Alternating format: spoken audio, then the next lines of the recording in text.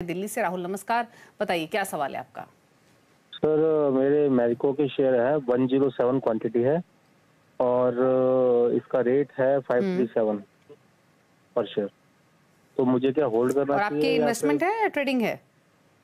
ये इन्वेस्टमेंट लगा लीजिए मैम। ओके, इन्वेस्टमेंट का व्यू है। हाल फिलहाल की बाइंग लग रही है।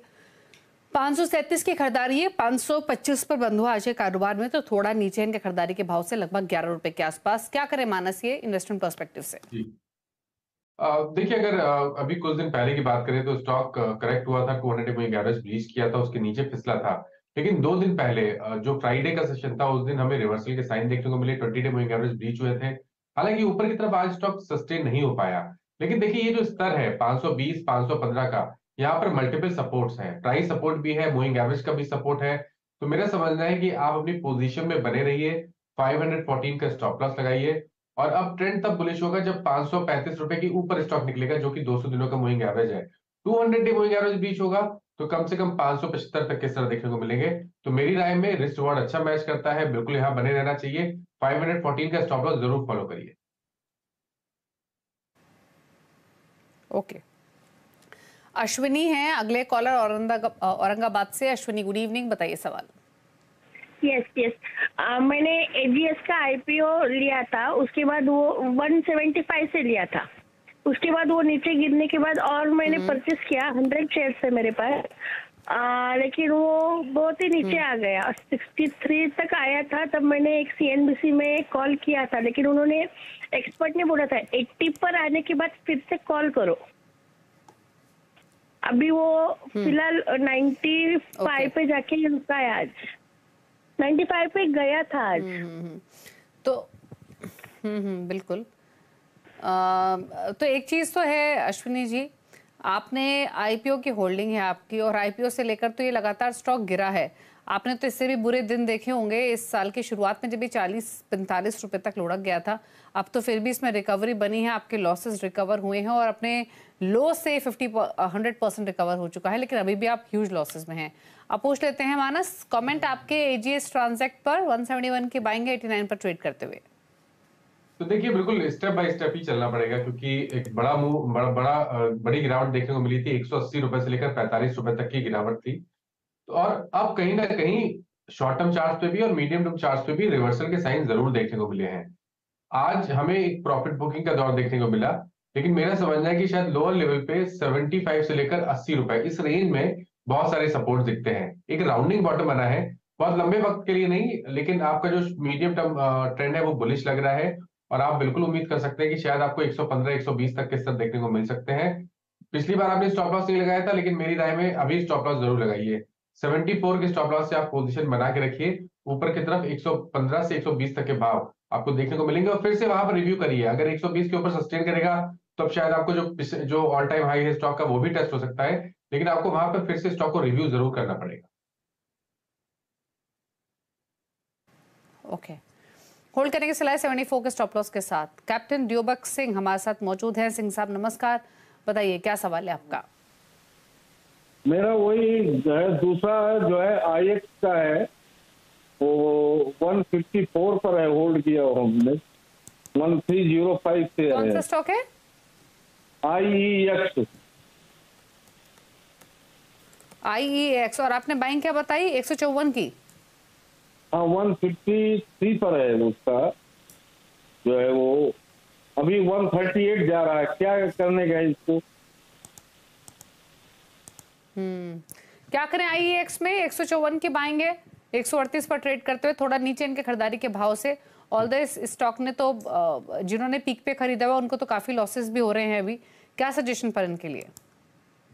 देखिए, पिछले 3 मंथ में 3 बार स्टॉक ने अटेम्प्ट किया 200 मूविंग एवरेज ब्रीच करने के लिए। अभी तक 2 बार तो फेल हो गया, क्योंकि सितंबर में कोशिश की, अक्टूबर में कोशिश की, लेकिन ये 200 मूविंग एवरेज के ऊपर सस्टेन नहीं हो पाया। इस बार फिर से 2 दिनों पहले ही स्टॉक ने 200 मूविंग एवरेज को टेस्ट किया। आज ऊपरी स्तरों से थोड़ी प्रॉफिट बुकिंग देखने को मिली है, लेकिन मेरा समझना है कि एक बार चांस लेना चाहिए शायद इस बार, क्योंकि पैटर्न पॉजिटिव है। इसलिए शायद ऐसा हो सकता है कि इस बार 200 मूविंग एवरेज को ब्रीच करके स्टॉक 160 की तरफ जाने की कोशिश करे। तो होल्ड करने की राय रहेगी, और 130 रुपए के नीचे आपको स्टॉप लॉस लगाना है।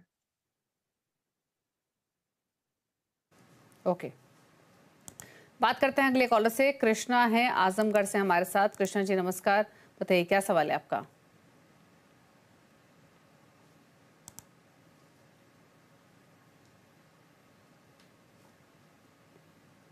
सवाल पूछिए प्लीज। चलिए, इनके फोन लाइन डिस्कनेक्ट हो गई। सवाल ले लेते हैं। रेलीगेयर पर सवाल है, 500 शेयर्स 218 पर खरीदा हुआ है। दूसरा है पैरादीप फॉस्फेट्स, यहाँ पर 61 रुपए 60 पैसे की बाइंग है मानस। 500 शेयर्स हैं, दोनों ही स्टॉक्स इनके भाव के आसपास थोड़े प्रॉफिट्स ही लैंड कर रहे हैं, क्या सजेशन रहेगा? तो देखिए रेलीगर में बने रहिए, क्योंकि स्टॉक करेक्ट हुआ है। स्टॉक ने 100 डे मूविंग एवरेज के आसपास सपोर्ट लिया है, 20 वीक मूविंग एवरेज पे सपोर्ट लिया है। आज रिकवरी में वापस 20 और 50 डे मूविंग एवरेज रीगेन हो गए हैं। आई थिंक करेक्शन कंप्लीट हुआ है और अब कहीं ना कहीं 255 तक के भाव आपको रेलीगर में देखने को मिल सकते हैं, इसलिए यहाँ पर होल्ड करने की कोशिश करनी चाहिए और 220 के नीचे आपको स्टॉप लॉस लगाना है। ये मैंने केवल एक ट्रेडिंग व्यू दिया है। अगर इन्वेस्टमेंट का टाइम के हिसाब से आप पोजीशन बना के रखना चाहते हैं तो भी मेरे हिसाब से बने रहिए। स्टॉप लॉस उस केस में 190 रुपए का रहेगा और टारगेट फिर बड़े सेट करिए। सबसे पहले तो 280 रुपए और उसके ऊपर निकला तो 325 तक के भाव आपको देखने को मिल सकते हैं। पारादीप की जहां तक बात है, देखिए यहाँ पर स्टॉक कोशिश लगातार कर रहा है 200 मूविंग एवरेज पे सपोर्ट लेने के लिए, लेकिन अब यहाँ पर कंफर्मेशन पे ही आपको कोई फ्रेश पोजीशन बनानी है और अगर आपके पास लॉन्ग पोजीशन है तो आपको 58 रुपीज का स्टॉप लॉस लगाना है। एक बार 66 के ऊपर निकलेगा तो आपको वापस 74 तक के भाव देखने को मिल सकते हैं, तो होल्ड करने की राय यहां पर भी रहेगी, बट 58 का स्टॉप लॉस लगाना जरूरी है। ओके, बात करते हैं अगले कॉलर से और हमारे साथ हैं विवेक पाठक पटना से सवाल पूछने के लिए। विवेक जी नमस्कार, बताइए क्या सवाल है आपका। Good evening ma'am. मेरा क्वेश्चन है दिव्यानी पे। मेरे पास 1000 शेयर्स है 181 पे लिया हुआ, तो ये मैंने बहुत पहले का लिया था, ये ऑलमोस्ट 225 भी चला गया था, but I did not sell, तो अभी मेरे पास ये पड़ा हुआ है ऑलमोस्ट सेम प्राइस पे है, तो अभी क्या करना चाहिए इसमें? ओके, दिव्यानी इंटरनेशनल क्या करें मानस, ये इसमें इनके भाव पर ये स्टॉक?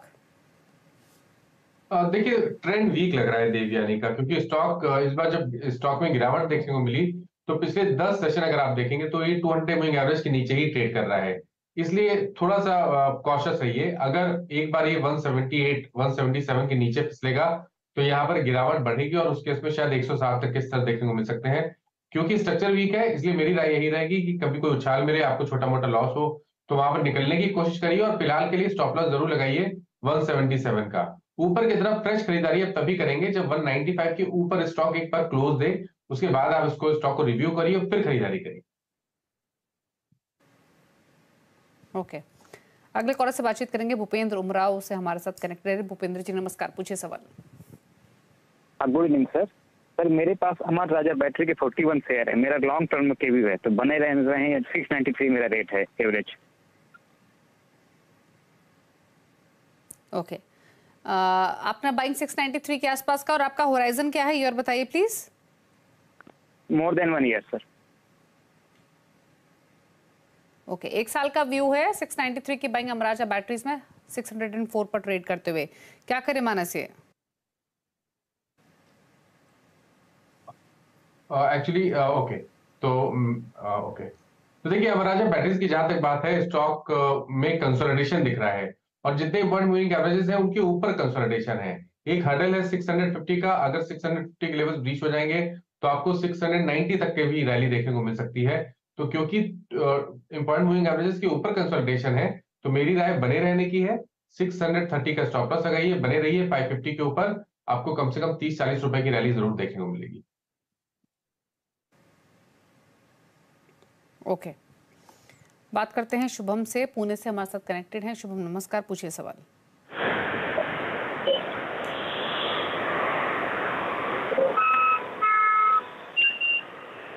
बताइए क्या सवाल है आपका शुभम, प्लीज सवाल पूछिए अपना।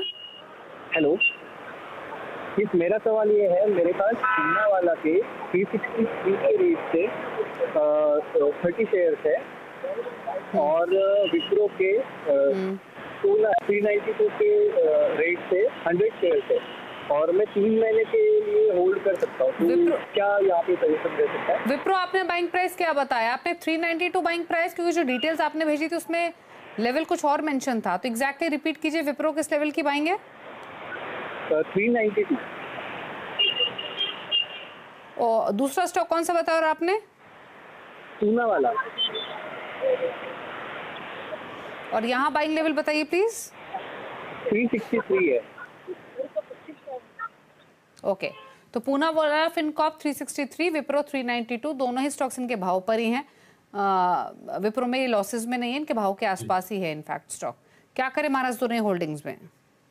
तो देखिए पूना वाला में आप बने रह सकते हैं, हालांकि अभी तक का स्ट्रक्चर बहुत पॉजिटिव नहीं है, लेकिन मैं बने रहने की राय इसलिए दे रहा हूं कि क्योंकि 50 वीक मूविंग एवरेज के आसपास स्टॉक ने भी कुछ हफ्ते पहले सपोर्ट लिया था और वहां पर एक बाउंस बैक देखने को मिला था, वॉल्यूम देखने को मिले थे।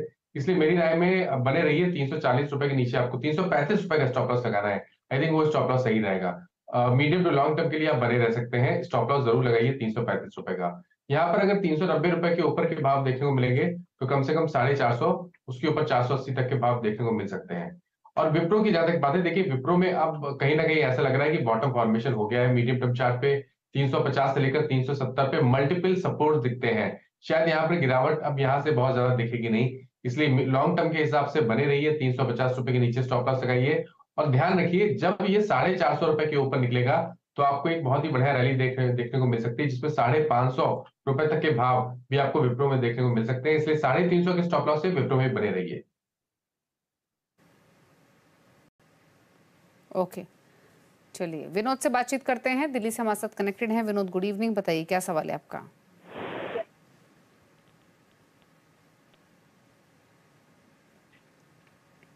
विनोद सवाल पूछिए प्लीज अपना।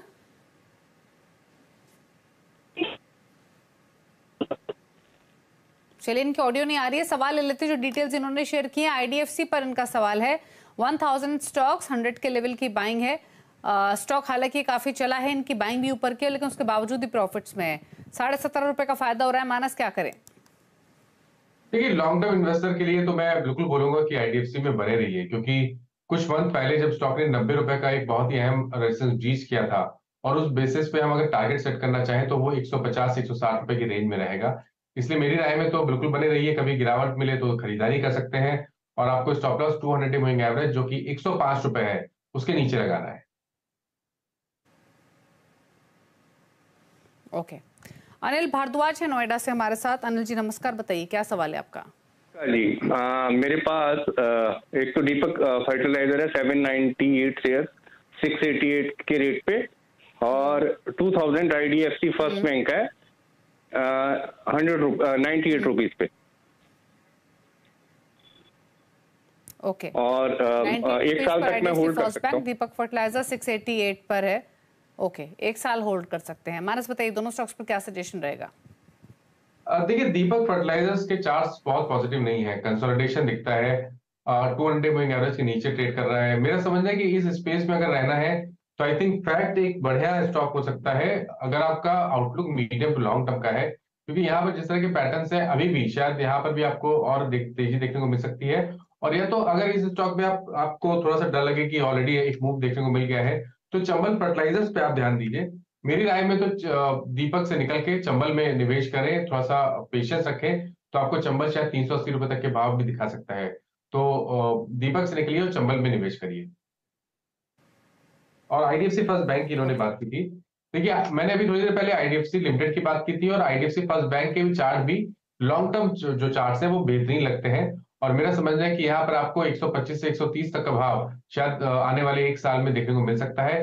गिरावट में भी यहाँ पर स्टॉक में खरीदारी करने की राय रहेगी और 70 रुपए के नीचे स्टॉप लॉस लगाना है। ये मैंने मीडियम टू लॉन्ग टर्म का व्यू दिया है। ओके, आशीष है इंदौर से। आशीष नमस्कार, पूछिए सवाल। मैम मेरे पास सीडीएसएल का शेयर है 975 शेयर हैं 1330 के रेट पे और एक है अडानी पोर्ट 900 शेयर हैं 815 के रेट से। और सीडीएसएल में एक चीज मैं और पूछना चाहूंगा कि मुझे और भी ऐड करना है तो मैं कौन से लेवल पे करूं, और मैं दोनों लॉन्ग टर्म के लिए रखे हैं। ठीक है, तो CDSL 1330, Adani port 815 long term view और ऐड करना चाहते हैं सीडीएसएल। मानस क्या सजेशंस? देखिए सीडीएसएल में बिल्कुल खरीदारी कर सकते हैं। अगर एक छोटे से करेक्शन का इंतजार करें तो वो बेहतर रहेगा। बहुत कंफर्टेबल प्राइस मिलेंगे आपको 1620 से 1615, उस रेंज में अगर मिल जाए स्टॉक तो काफी बढ़िया है। उस केस में आप मीडियम टू लॉन्ग टर्म के लिए निवेश करिए। 1400 के नीचे स्टॉप लॉस लगाइए और देखिए ध्यान रखिए, अभी कुछ हफ्ते पहले जो ब्रेकआउट देखने को मिला है CDSL में, उसके टारगेट करीब करीब 2400 रुपए के आते हैं लॉन्ग टर्म में। तो गिरावट पे खरीदारी कर सकते हैं, 1400 के स्टॉप लॉस लगाइए और 2400 रुपए के टारगेट सेट करिए CDSL में। अदानी पोर्ट्स में एक पॉजिटिव चीज है कि 200 मूविंग एवरेज पे स्टॉक सपोर्ट ले रहा है। अभी कुछ हफ्ते पहले स्टॉक ने 200 मूविंग एवरेज पे सपोर्ट लिया, रैली दिखाई, हालांकि आज फिर से 20 मूविंग एवरेज के नीचे क्लोज हुआ है। लेकिन मेरा समझना है कि यहाँ पर बहुत बड़ी गिरावट देखने को नहीं मिलेगी, तो फ्रेश खरीदारी की राय नहीं रहेगी। लेकिन अगर आपके पास लॉन्ग पोजीशन है तो आप अपनी पोजीशन को होल्ड कर सकते हैं। 760 का स्टॉप लॉस लगाइए, और जब भी यहाँ पर 830 835 के ऊपर का ब्रेकआउट देखने को मिलेगा, तब शायद आपको 900 920 तक के भाव भी स्टॉक में देखने को मिल जाएंगे। ओके, चलिए, तो ये सजेशन रहा आपके लिए दोनों ही होल्डिंग्स पर। चलिए, रुक रहे हैं इसी के साथ एक ब्रेक के लिए भी, और ब्रेक के उस पर भी कुछ क्वेश्चंस लेंगे सोशल मीडिया प्लेटफॉर्म से। जल्द वापस आते हैं छोटे से ब्रेक के बाद।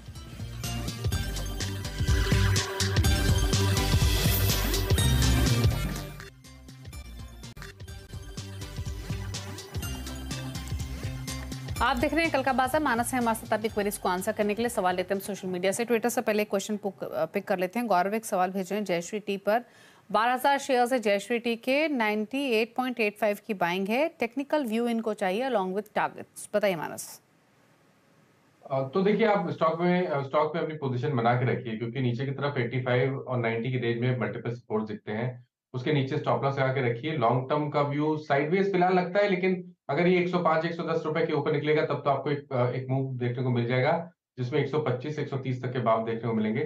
तो अभी के लिए होल्ड करिए, 85 का स्टॉप लॉस जरूर लगाइए। संदीप एक सवाल भेजे, जियो फाइनेंशियल पर 240 की बाइंग, लॉन्ग टर्म इन्वेस्टमेंट है, बताइए। तो मैं स्टॉक नहीं सुन पाया जियो फाइनेंशियल।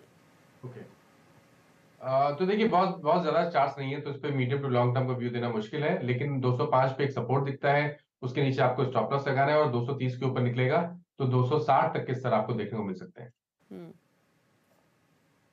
ओके, तो ये रहा जियो फाइनेंशियल पर। और एक डिस्क्लोजर भी देना चाहेंगे, जियो फाइनेंशियल और नेटवर्क 18 दोनों के प्रोमोटर्स सेम हैं।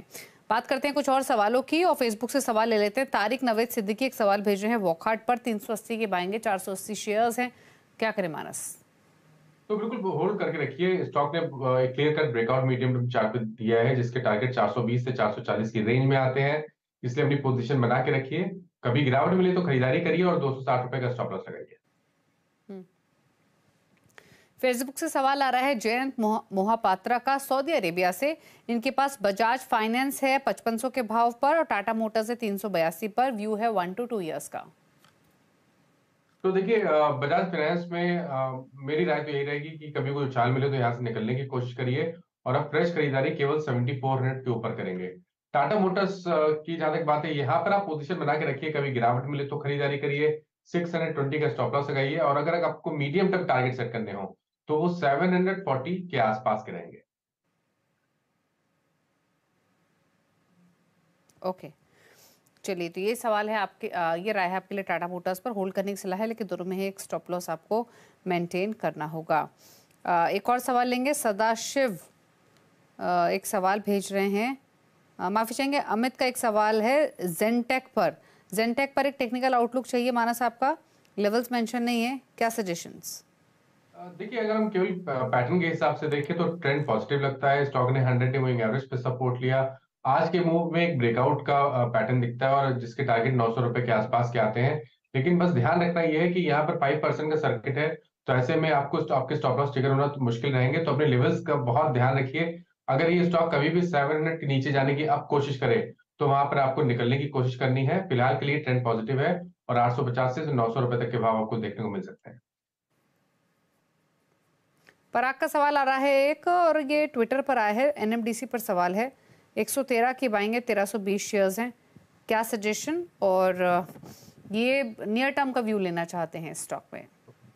तो देखिए, नियर टर्म के लिए भी लॉन्ग टर्म के लिए भी एनएमडीसी बहुत ही बढ़िया स्ट्रक्चर दिखा रहा है, और मेरा समझना है कि अगर आपका नियर टर्म का आउटलुक है तो 159 के स्टॉप लॉस से बने रहिए, 190 से 195 रुपए के टारगेट के लिए।